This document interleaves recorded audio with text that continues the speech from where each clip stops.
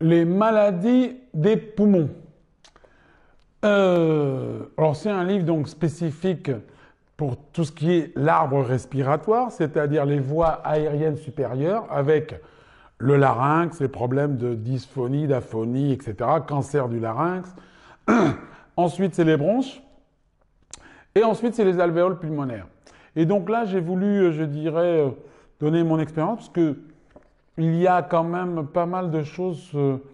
Quand je dis que cette pathologie ou cet appareil est accessible à la psychosomatique, ça veut dire qu'il y a eu quand même des résultats très très encourageants ou des très bons résultats par rapport à ces pathologies-là.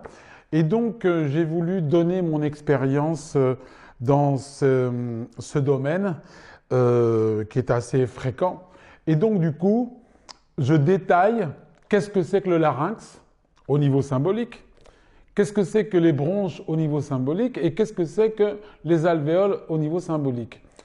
Et on a l'habitude de bien séparer tout ça. Et finalement, moi j'ai pris la décision de ne pas séparer. C'est-à-dire finalement que quand quelqu'un a une pathologie pulmonaire, il peut lire un petit peu tout et il va se reconnaître certainement dans un peu là, un peu là, un peu là. L'important donc c'est d'être dans l'organe. Et pour les processus de conversion, notre inconscient biologique, qui va être à l'origine de la conversion en tel symptôme, lui va utiliser l'appareil pulmonaire. Et donc du coup, donc, ça devient un petit peu plus général, mais à la fois ça va parler à beaucoup plus de monde. Et donc là, on va développer les pathologies des bronches, et notamment le cancer des bronches, mais aussi on a l'emphysème, on a la dilatation des bronches. Et quelque chose qui est très important, c'est les insuffisances respiratoires.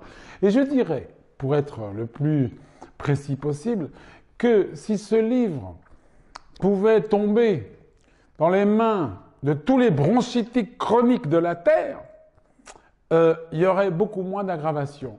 Pourquoi? Parce que j'ai mis en évidence un thème très très très particulier qu'on appelle la conversion répétitive à minima, la CRAM. Ça veut dire simplement que ce n'est pas un conflit. C'est un mini conflit que l'on répète 10 fois par jour pendant 15, 20, 30 ans. Et au bout de ces 30 ans d'évolution, apparition de la bronchite chronique, ou tout l'emphysème, etc., toutes les maladies chroniques, ce qu'on appelle les broncho-obstructives, etc. Et donc, une chose importante à comprendre, que la thérapie, ce n'est pas une thérapie ponctuelle, c'est une thérapie générale sur sa manière de fonctionner. Et la conversion répétitive à minima, j'ai mis en évidence grâce à la bronchite chronique chez un patient qui s'est amélioré en peu de temps de plus de 50%, alors que vous lirez dans tous les sites internet spécialisés que quand vous avez une bronchite chronique, il n'y a pas d'amélioration, au contraire, faut prévoir une aggravation, antibiothérapie, kinésithérapie, etc., etc.